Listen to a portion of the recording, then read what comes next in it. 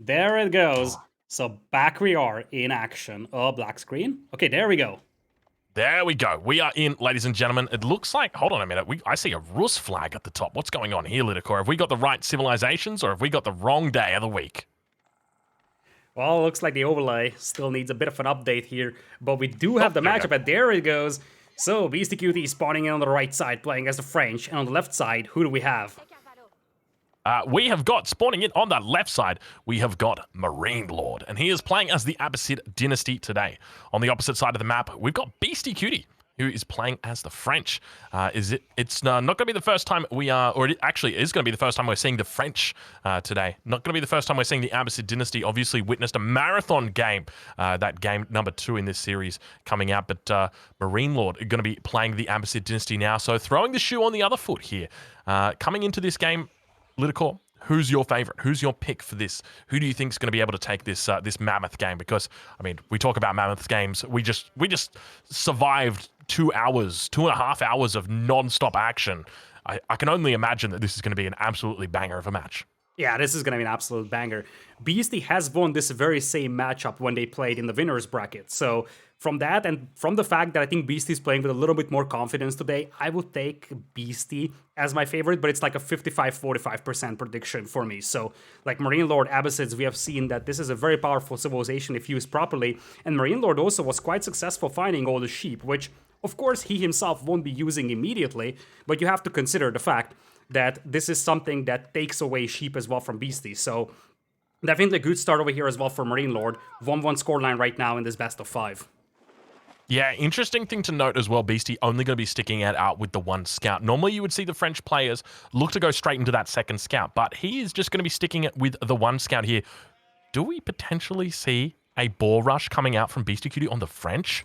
There's no way. Ooh, There is no way. I would love that. If there is another civilization alongside Rus that can do that, that's the French. They have the cheaper mill, they have the cheaper survival techniques upgrade. The cost decrease is not a massive amount, but it's still something that helps you facilitate that. So you're getting some reasonable bonuses towards such a play.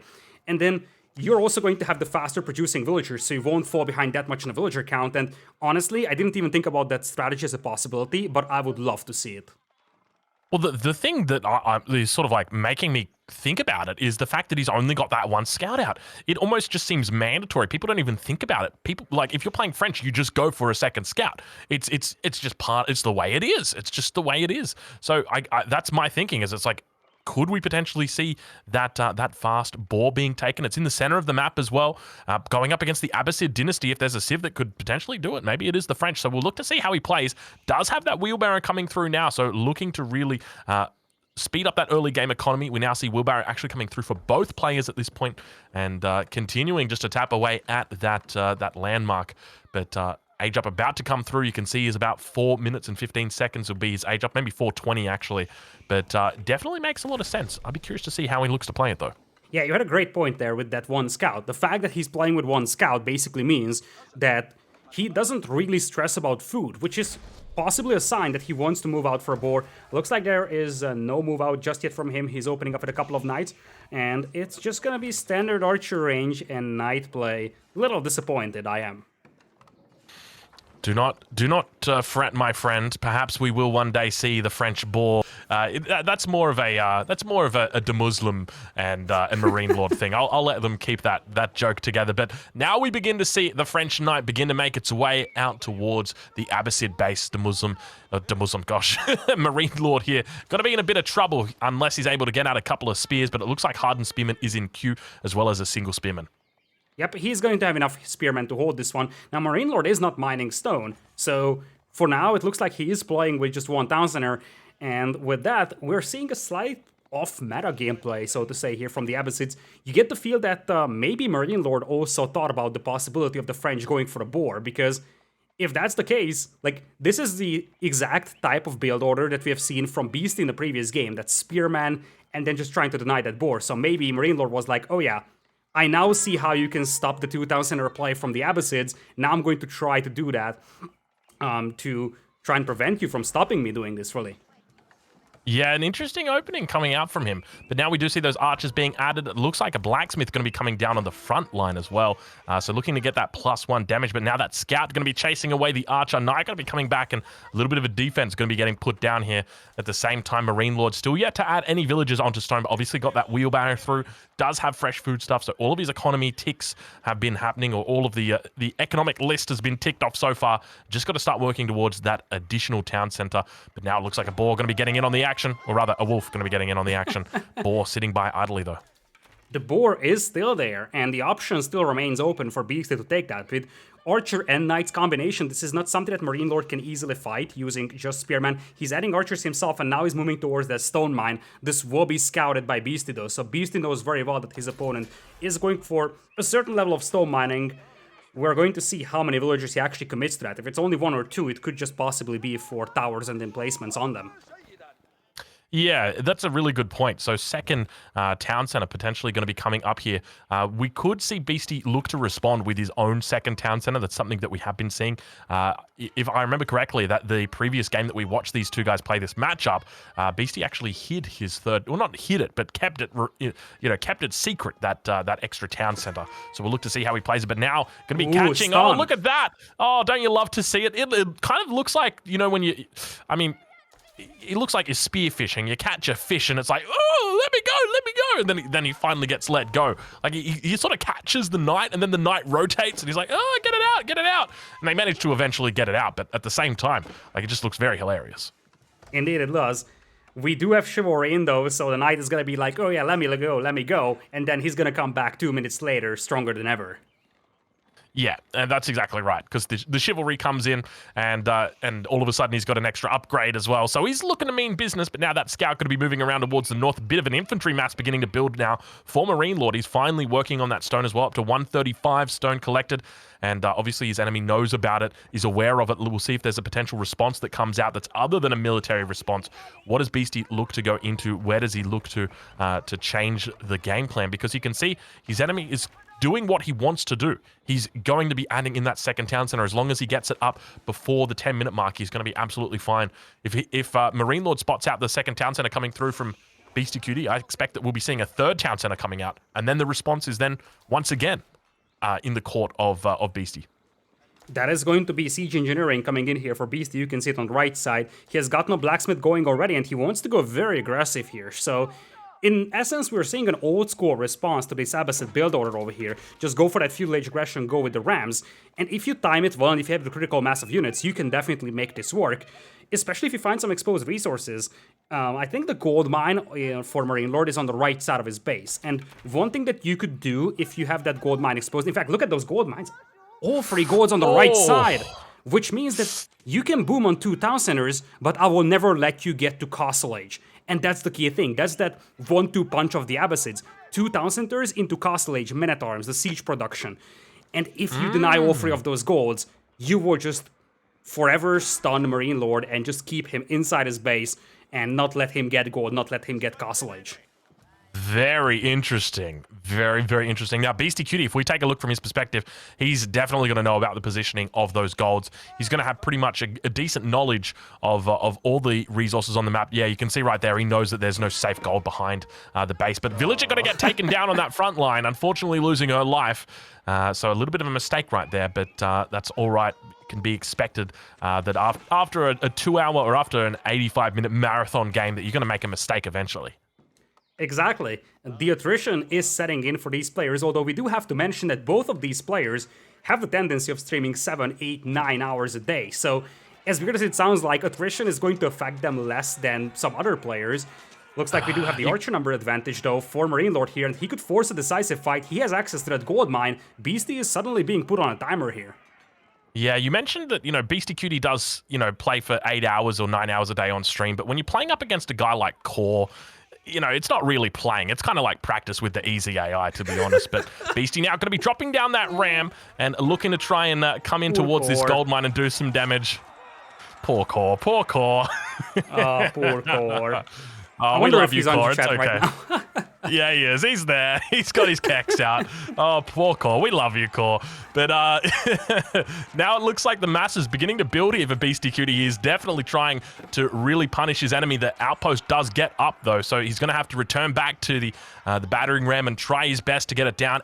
The counter response of the outpost coming up here, and this is what's so important about this situation is this outpost denies the gold, because the first outpost for MarineLorD protects the gold, but the second outpost for Beastyqt actually denies the gold, and that's what's so important. So he's stopping this gold completely. You can take 2 town centers, MarineLorD. You can take 3 town centers. I don't mind, mate. But as you said, Lidakor, you ain't getting the castle, boy. Not today.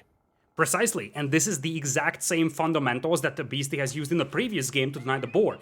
You can have your preemptive tower up to protect your gold from the units, but I will just have a tower that will deny the gold mine no matter what. So it doesn't belong to me, but it doesn't belong to you either, and that's the key thing here. Yeah, that's a really good point. And now we can see at the north, another outpost going to be going down. Beastie got to be careful here. He's got 2 villages. He might lose both of them. First one going to be... Oh, my lord, first one making its way out. Oh, I don't know if it survived. It looks like it might have gone down. It manages to live. Look at that. Just a slither of health. He's got a barely got a boot on his foot right now. But he makes his way back towards that outpost. Another... We've got a Royal Knight moving in underneath that second town center that has been dropped down.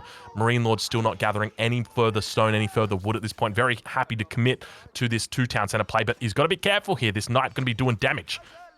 It's going to be doing damage, and it's getting more and more problematic for MarineLorD to access gold. You see, he's got the food income. If he just stays on this level of food income, he would have the resources for Castle Age in terms of food in 1 minute, but he's nowhere close to the gold. And the thing is that the French, if they commit so much resources or so many resources to their knights and their archers, they will stay in feudal age for long. So the French are more than happy to take a feudal v feudal fight over here. And as you see, the pressure is just amping up here for Beastie. He's not stopping. I wonder if he'll ever move out towards that board now that he's applying pressure to the opponent's base. He even fortified those towers, so he's going nowhere. And not only is he denying those gold mines, he's also denying berries with that. I'm just now noticing. An overchop comes through, a big mistake from MarineLorD, and we're once again seeing the consequences of this extensive series. So a tiny overchop. I can't believe you overchop in that spot as well. Like, look at the fact that he's barely on that wood line, and it's like, oh, the one place that, you know, you shouldn't be chopping, he manages to chop in. But speaking of another mistake, we're starting to see players fall apart, and 3 knights might be picked up in this early game. Huge pickup right there for MarineLorD. He's going to be feeling great about himself after that one. Wow. Spectacular move from MarineLorD. He deleted the vault to pursue those knights and then just built a gate on top of it. He could have just built a gate and waited to move out to the spears. No, he didn't do that. He deleted the vault. He wanted to pursue those knights, and now his army is looking super strong. Quite a lot of archers, a camel out there to debuff the enemy cavalry, some spearmen as well, and the Abbasids do have their own power to add rams to take down those towers with, but still, Beastie is creeping up with those towers once again, that slow and methodical push that we have seen in game number 1 with the Mongols. Yeah, the big thing for me at this point is MarineLorD needs to find gold. And there's obviously plenty of gold out on the map, but the question is, what gold does he know about? But now the fight going to be beginning to unfold. You can see he's got the camel there. Unfortunately, the camel loses its life, goes down, dedicates itself to the flowers in the field, and becomes one with nature. But the question for me is, should MarineLorD be looking to go down to this gold mine on the very south? Does he know about this gold mine at the very south? Because it seems so simple, you know, just to take 5 villages, go build a gold mine, set up a new base, you know, eventually drop another town center. Oh, there is the answer. Drongo, how do I fit a brain so big and a head so small? That is the question I want to just pose to chat right now, because, you know, just ahead of the curve, really, ahead of the curve. Bit of a ram dance coming down in the middle as well here, Lidakor. And, I mean, Beastie is continuing to just hold on that position, but look at this. Oh, look he at knows. This, both players thinking at the exact same time about the exact same thing. Oh, that's a key thing here. And the thing is that with this push coming in now for Beastie, he's going to distract the army of MarineLorD. So MarineLorD is going to have no army to kill that villager with. The tower is likely going up. What are those villagers up to? What are those villagers up to? Outpost is going to be under a bit of threat here. Battering ram going to be coming down for the Abbasid player. And there's the house. So he leaves the house there just to provide line of sight. That's all he wants. And keep in mind, he actually put down a mining camp. The mining camp gets cancelled because the villagers don't have anywhere to do it or to put it down. But he spots it. He realizes it. Now we're going to see a response come out. Do the knights move down there? And this is great because it acts as a distraction as well. Because if you put an outpost there, like, sure, yeah, you can send a knight down there, but it's going to take a while before it's actually able to siege that down. And then, you know, you're going to have to send a battering ram down here. You're going to have to protect it. It's going to take time to get through that. Another battering ram out now for Beasty. He's taking out some houses. Villagers are being pulled. Villager counts are still rather even over here, so Beasty capitalizing on that French bonus very nicely. And he's been mining stone, so technically a second town center is an option for him. And there is the boar. Better late than never. Is he gonna lose the Ville? He's gonna lose the Ville. Lose the Ville. Oh, there it is. Oh, it's like, I feel like I'm watching core play right now, but it looks like he's going to be able to push out of the base. You can see that there's a huge mass of archers beginning to build up. It looks like he's just going to sacrifice all of his spearmen for the greater good. And he's trying and slowly but steadily just picking off all of these archers on the backline, but he's got to be so careful because once the knights come up, there's going to be absolutely no spears left. But he manages to fall back, so MarineLorD doing the right thing at the right time. Exactly. And he has managed to clean up quite a lot of archers over here. Still has a huge, massive spearman. I wonder if there's a second overchop, though. There might be an overchop, actually, because the knights are heading straight towards that gate. Knight got cleaned up on the gold mine, and there it is. It's a small overchop on the left. There was a much larger one on the right side. Look at that. Not everybody will fit in there. Look at the villagers trying to make their way to the town center. I love that we've gone through a 90-minute game that was methodical, not a mistake made until the 87th minute. And now all of a sudden, you put these guys in a battle ring, and all of a sudden you've got mistakes just coming out left, right, and center. It's absolutely terrible. It is absolutely terrible. Oh, the boar villagers now get pushed away, and that's the problem that Beasty is facing right now. He's losing access to those resources, those proxy bases that he had all across the map, the hunts, the boars, and because he's losing map control, he's going to lose access to those as well, and now MarineLorD has access to those resources, most importantly those berries now, because he now has gold income, he needs food for Castle Age. Yeah, and that's exactly it. Villager count still looking quite steady at this point. 58 versus 65. Second town center almost ready to be dropped down at this point in time. Actually, I take it back. It has been dropped down. And now it looks like MarineLorD going to be pushing back towards it. There's almost enough resources for a third. In fact, there is enough resources for a third town center from Beastyqt to be dropped down. So he is well and truly aware of the tech path. But now over on that right-hand side, it looks like Beastyqt going to be under a bit of pressure. Manages to fall back. Now battering ram's going to be moving back towards the base. And at the same time, looping back around, these forces are coming back towards the boar, and it looks like he's going to be able to clean up this position down towards the south. There's action all over this map right now, Lidakor. Yeah, it's just a massive amount of craziness. Now the Abbasid Rams are pushing up here. It's going to be a third thousander now being added by MarineLorD. 69 villagers for him, very nice. 59 on the other side by Beasty. Abbasids can now start thinking about getting some battering rams going right next to the opponent's base. 52 army for MarineLorD, 32 only for Beasty. The numbers are currently favoring MarineLorD. Yeah, MarineLorD actually managing to do pretty well here. So obviously, we saw Beasty take control of the gold mines. He prevented any kind of attack from coming through, or prevented any kind of economic bonus from those gold mines really existing. Behind it, he's added a second town center. He's got the stone in the bank if he wants to add a third one as well. But by the same token, we've seen that MarineLorD has managed to keep his head above water for the majority of this game. He's now putting down that third town center, and he's going to be able to safely gather gold from it. He did go for a bit of a distraction, I would say, that outpost down towards the south, almost a bit of a sacrifice. He said, you know what? I'm going to let this mining camp go down towards the south. I'm going to make you send units down there to try and clean it up. And it worked. It worked. And am I right thinking that we have 3 town centers going here for Beasty? The minimap seems to say so. 3 town centers for Beasty would be absolutely ludicrous. Yeah, there's 1, 2... No, it's only 2. Or is it? Yeah, it seems like it's only 2. Yeah, I'm only seeing 2. But definitely 3 coming out for MarineLorD. He does have the stone in the bank for it. Oh, it's a guild hall, right? That has to be a guild hall. And Castle Age faster for the French player. Yeah, so nice little timing here, but at the same time, look at the resources coming through for MarineLorD.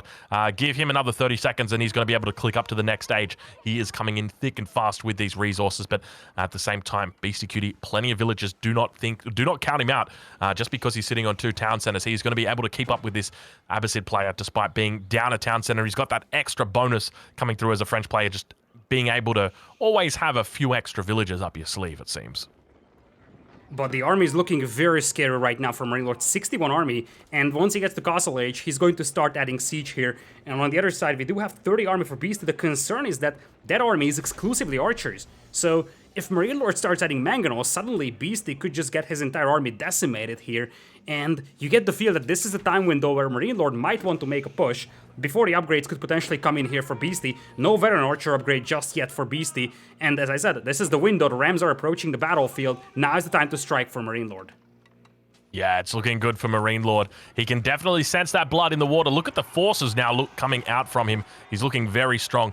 Needs to really... Beasty ideally needs to take down those spears, but there's just so many of them out here. And now a horseman also going to be getting in on the mix, just doing a little bit of damage towards those villages. A little bit of stabby coming out, but 69 villages at the moment for Beastyqt, nice. And 82 villages for MarineLorD. Nice indeed. But MarineLorD is up to the next age. Now, he's got such an economy behind him, you could honestly just see him just shoot up to the Imperial Age. You won't see him do it, but you could see him do it if you wanted to. I think Beasty was mining stone here. So yeah, there's the castle. For a moment, I thought he's mining stone for a castle. Then I looked at his stone, kind of was like, oh yeah, it's 47. Oh, the castle though. The castle. Lord doubt smile upon us. That's not going up. That is not going up at all. It is very doubtful that that castle goes up, and indeed, it looks like the village is going to be going down with it, it seems, as 88 villages to MarineLorD, and now 70 villages over to Beastyqt. He's losing more and more villages, and now going to be continuing to struggle holding on these Abbasid forces. There's just so many of them, and the question is, wait, is MarineLorD's actually going fast imp? He's going straight to imp behind this. Look at this. Look at the resources for him. How am I doing this? This is like, you're going to have to call me Drongo Damas after this, Lidakor. Well, technically, he's got the option to just add a bunch of Lancers and Men-at-Arms. I really wonder if he's going straight imp here. That would be a little suicidal, to be honest. He's getting quite a lot of upgrades. Veteran Archers, Preservation of Knowledge, and yeah, he just depleted his gold count. The window still remains open, but I think you just want to press on to this one. You can start adding Springald, snipe down the opponent's siege, and as you said, there is blood in the water right now, something that MarineLorD feels. He's got that window, and the biggest power spike that the Abbasid get is that early mid-Castle Age, the ability to add siege. MarineLorD doesn't want to drag this game out to be a 5-hour-long game, slow the game down, going to Imperial. He wants to finish this game in the next 5 minutes, I feel. Yeah, that's a really good point. We see a whole bunch of upgrades that he's managed to get as well. Double Broadaxe coming through, fertilization, or horticulture coming through as well. And it doesn't look like he's going to Imperial. I know there's a lot of fast Imperial frogs in the chat at the moment, Big Donati especially. Unfortunate that we don't get to see that fast imp coming out today, but maybe another day, maybe another game. But now MarineLorD really looking quite strong as he begins to add in siege to his army. He's got battering rams out and is slowly adding in more. We've got a Mangonel coming out for both players. A Springald going to be coming out. Double Siege Workshop for Beastyqt in response to the potential threat of siege, but going to be falling back off that gold mine. You can see the conga line of villagers heading down towards the berry bushes. They're going to need to be heading down towards the gold mine, though, because there is no gold at this point in time for Beastyqt. Oh, Mangonel is setting up. This is not something that MarineLorD saw for a long time. Springolds are out there as well for Beasty to push away the Rams. As you said, the map control is being very heavily limited by MarineLorD here for Beasty, so he's going to start struggling accessing resources, but he takes down 2 battering rams, once again buys himself some time, and he's still mining stone. So I would say that for Beasty, what he needs to do is just keep mining that stone and just focus on dropping some defensive castles, because that's the best way that you can stall out MarineLorD's push here. Yeah, and that's exactly right. That is what MarineLorD is looking for. It's a bit of a death push. Abbasid always happy to play the late game against the French, though, so I'm curious how Beastyqt is going to actually win this game, because in the game that he played against MarineLorD last time, he had a big advantage over him in that he managed to sneak that third town. So I mean, he didn't sneak it per se. Camel Rider. There is your Camel Rider that you've been asking for. What is that unit? I don't think I've ever seen this unit before. Actually, no, that's right. I did see it in a YouTube tier list. It was a D tier unit. It is the Camel Rider. What does the Camel Rider do, Lidakor? I've never seen this unit before. I'm going to need someone to explain it to me. Well, I wish I knew, but this is the first time I'm seeing this unit, probably because it is 80% useless, although in this scenario, it's not that terrible if you think about it.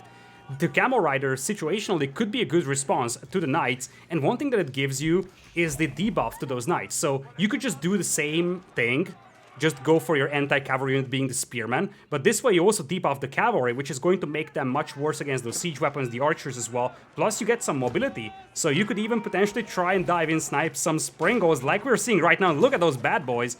Most of the damage was done by the Springolds of MarineLorD though, so don't get deceived, the Camels are terrible against Springolds. Are they actually terrible against Springalds? I feel like they I would might think so. actually be decent. So what is the movement speed on these camels? I think they're just 1.62 Actually, like everybody else, look at aren't that. Look at that. A couple of torches coming out from those camels, and we may have underestimated their torch capabilities because that mangonel was heavily damaged by just 2 or 3 of those. Yeah, well, I'm thinking, like, you got to pay a fair bit to get those bad boys out. But once you get them out, like, they're pretty decent at taking it down. They're basically like a horseman that's a little bit uglier. That's the best way to think about it. Also expensive. But, I mean, with regard to their stats, what kind of stats are we looking at for them? They got a big health pool on them. I know that they only do 9 damage apiece, but you can see right there, they look a bit flimsy. Look at the way he fell over there off the hump. Yeah, they don't really have a lot of ranged armor. So against mass archers, they don't really fare well. And as you said, they don't have a particularly high base attack, so they're not going to be spectacular when it comes to dealing with all those archers and arbaletier.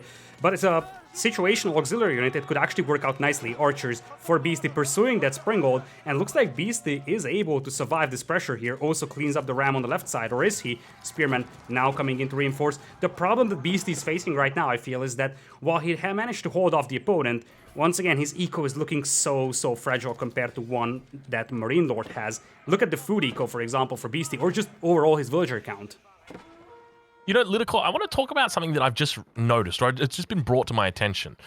As we see players get better and better in this game, less and less are we seeing men-at-arms and crossbows, which used to be the meta. Like, if you go back, say, a week or 2 ago, that was all you would see. Crossbows, men-at-arms, the timing push would come out. But now we're seeing just archers, a huge amount of archers coming out. And I can't help but think that it is because Springald Micro has gotten so good that these players are just capable of taking out mangonels before any damage is even dealt to them.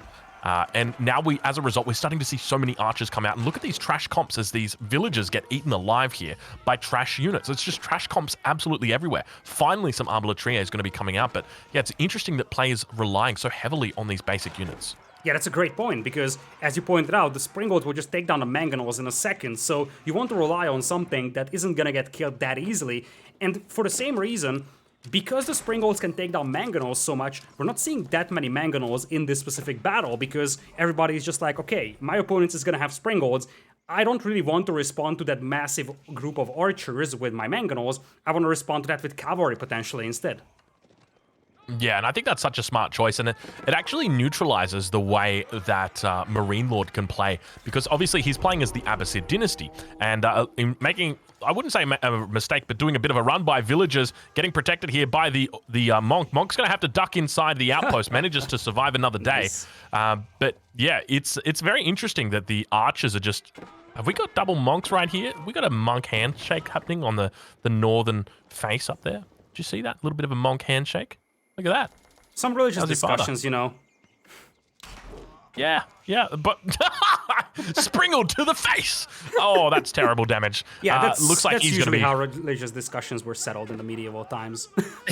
Yeah, you're not wrong. You're not wrong. The Crusades were fun for some, but not for others. But yeah, look at that poor monk. He is going to be resting, sleeping with the fishes, it seems. But now it seems that MarineLorD is definitely taking control of this map. And look at that. Marine Wall is no longer doing the no wall challenge. He is going for walls across this entire map. He is definitely committing to this. But now Beastyqt are going to be moving out. Springalds looking to try and take down this mangonel on the front line, which was sieging down the mining camp. Imperial Age coming through from MarineLorD. Well, not gonna be a fast Imperial, more like a slow Imperial, but it is gonna be an Imperial. And a thing that Beast is still suffering from is that he's still in that process of that farm transition. So you see, his food income per minute is not spectacular. It's right now 420 per minute. Nice.